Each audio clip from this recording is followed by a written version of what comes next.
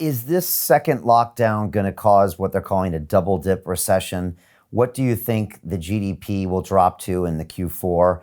And even if, say, for example, we're only locked down this time for 60 days, what will be the economic ramifications? As in, how long will it take us to recover, in your mind? Yeah. It seems quite plausible now as we go into November that GDP will almost certainly, I think, have fallen back a bit in November, possibly a bit in December relative to where we were in the previous months. Therefore, GDP will be a bit lower. So it completely knocks on the head any prospect of this V-shaped recovery that we kind of bounce back by the end of this year. I think it will likely mean that GDP for the whole of this year in the UK 2020 might be, at least 10% lower than it was in 2019. And maybe that's more like 11, 12% or so, which would be a huge hit, of course. At the beginning of this year, probably most economists were predicting, well, in 2020, GDP might grow by 1.5%, 2%. If it actually goes down by 11 or 12%, then it's kind of 14% or so below where you might have expected. That is an absolutely enormous hit to the economy.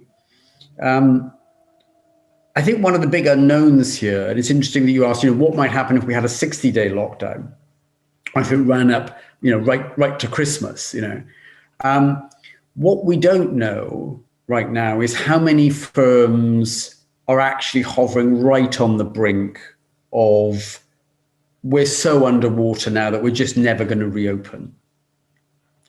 And my worry, I think many of us worry about this, I'm sure you do as well, is that there may be a lot of companies who maybe they could live with 2 or 3 weeks, 4 weeks, but if it becomes 2 months and they can't open this side of Christmas, they may just feel we can't carry on. We're just stopping, and they don't reopen then when restrictions are lifted.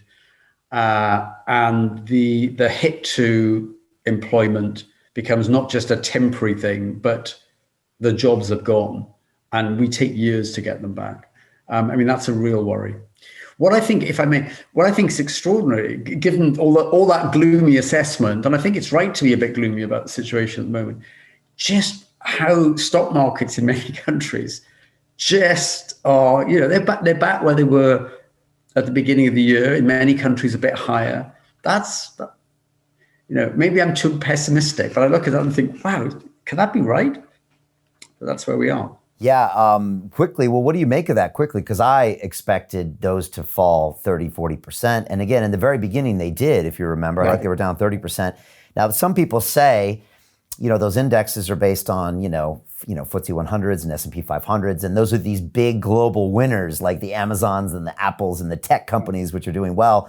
But that argument doesn't seem to answer the whole question, does it? No, I don't think it does that. And also, in those big indices, there are some airlines and there's some car companies and there's a whole, there's hotel chains and there's a whole bunch of other companies that you really would expect to get a big hit here. I find it genuinely puzzling. As you rightly say, back in, I guess, the end of March, when people began to realize just how serious this was, the stock market's down like 30%. And it's not so obvious we've had great news between then and now. Here we are in the UK going back into lockdown. Maybe there's a vaccine coming. It's not quite clear.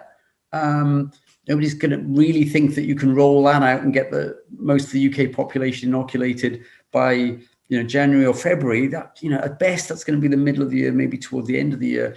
This thing really looks like it's lasting a lot longer than people thought back in March.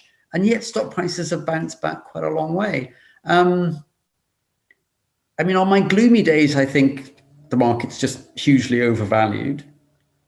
And then sort of other times I wake up and have a cup of coffee, feel a bit more cheerful and say, well, maybe just, the stock market's being quite rational. Its time horizon is 40, 50 years. This all seems grim now, but we get through it.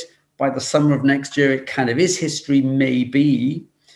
And so, in a world in which real interest rates on government bonds have fallen even further, maybe that fall in real interest rates at least compensates for the COVID damage, and it kind of washes out. And that's why stock prices are not much different from where they were at the beginning of the year.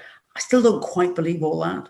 Yeah. And I still got a sense that these markets have got, much more downside than they've got upside from where we are right now.